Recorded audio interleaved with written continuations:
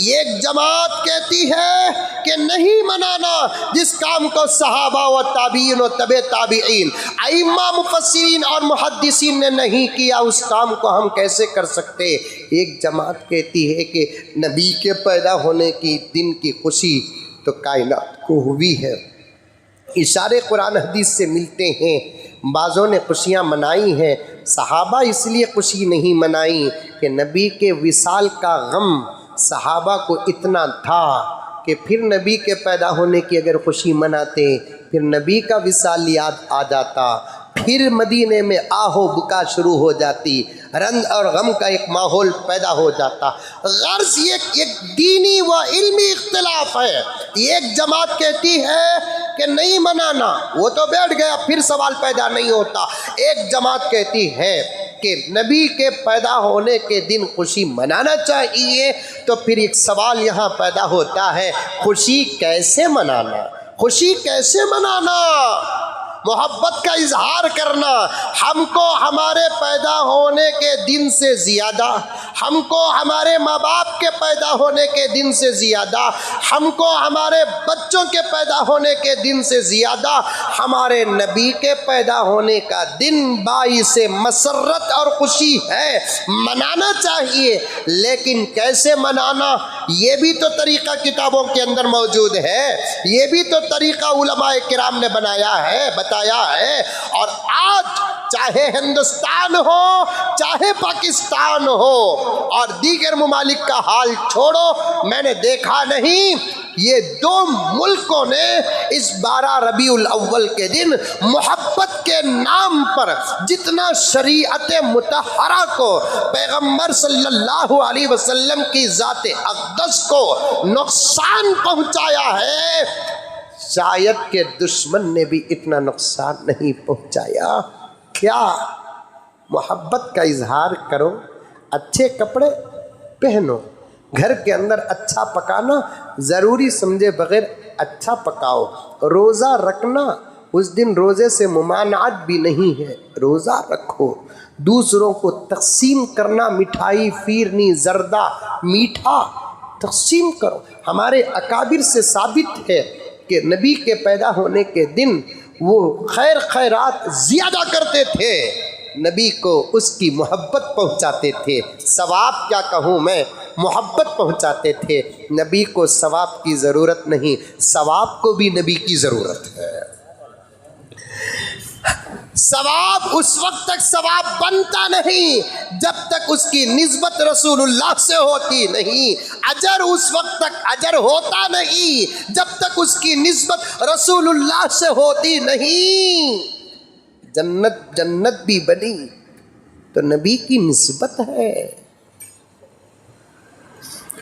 अकाबिर से साबित है कि उस दिन वो लोग क्या करते, नबी की मोहब्बत में गुरबा में तक़सीम करते, फ़ुक़रा में तक़सीम करते, घर के अंदर अच्छा पका कर लोगों में तक़सीम करते। अरे हमारे नबी हज़रत शाह अब्दुल हक देहलवी रहमतुल्लाह अलैह के बारे में आता है, तवज्जो से सुनो।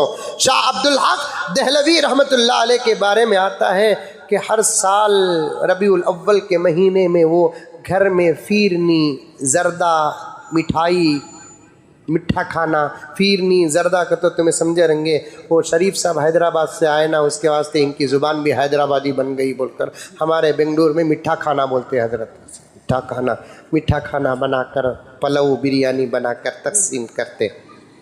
हज़रत मोहब्बत आशिकी में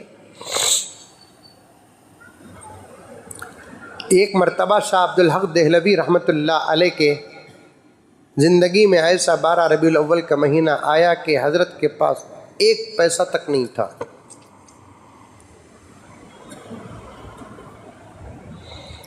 और 12 तारीख़ को कोई मीठा वग़ैरह पका कर तक़सीम करने तक के भी पैसे नहीं थे। हज़रत बड़े गमगीन बैठे थे, इधर उधर देखा, घर के अंदर तो कुछ चने के दाने मिले, चने के दाने, वो एक मुट्ठी से भी कम थे।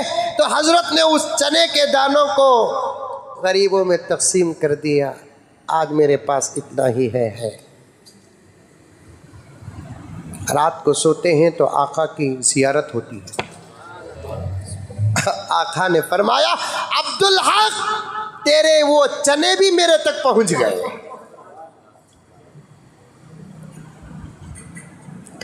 ये है उस दिन कसरत से दुरूद पढ़ते, मिलाद का हक अदा होता।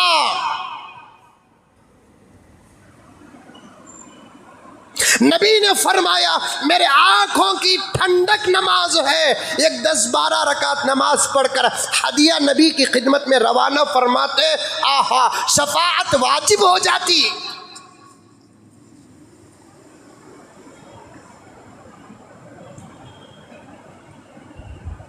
उलमाए देवबंद में साफ साफ कहना चाहता हूँ, मुझे साफ साफ कहने दीजिए, उलमाए देवबंद इस तरीके के मीलाद मनाने के हमेशा से मुखालिफ रहे। उनको मालूम था, हमारे अकाबिर को मालूम था, हजरत नानोतवी को मालूम था, फ़कीह उम्मत व हिंदुस्तान हजरत गंगोही को मालूम था, हजरत थानवी मुजद्दिद मिल्लत को मालूम था, जरी छूट भी खतरा समंदर बन सकता है। न रहे बांस न बजे बांसुरी, उन्होंने इस बात ही को ख़त्म कर दिया, नाजायज़ होने का फतवा दिया, लेकिन किसी ने माना नहीं। उलमाए देवबंद इस तरीके के मीलाद के हमेशा से मुखालिफ रहे, लेकिन एक तबके के उलमाए किराम ने ज़िद में उलमाए देवबंद के आकर इजाज़त क्या दी, तो अब वो खुद परेशान है कि इस तूफ़ान को कैसे रोका जाए, कैसे रोका जाए। नबी के पैदा होने के दिन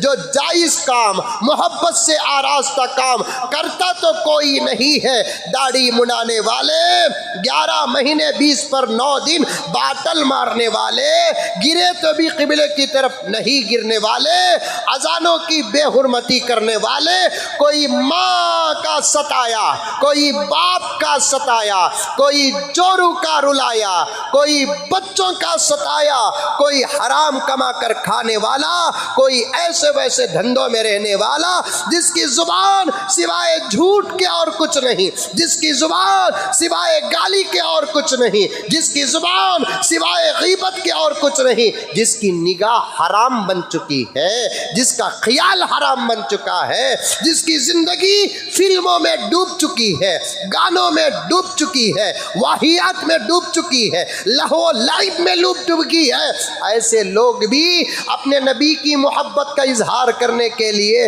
उस दिन बाहर क्या आते हैं, शरीयत का एक एक अमल का जनाजा उठता है।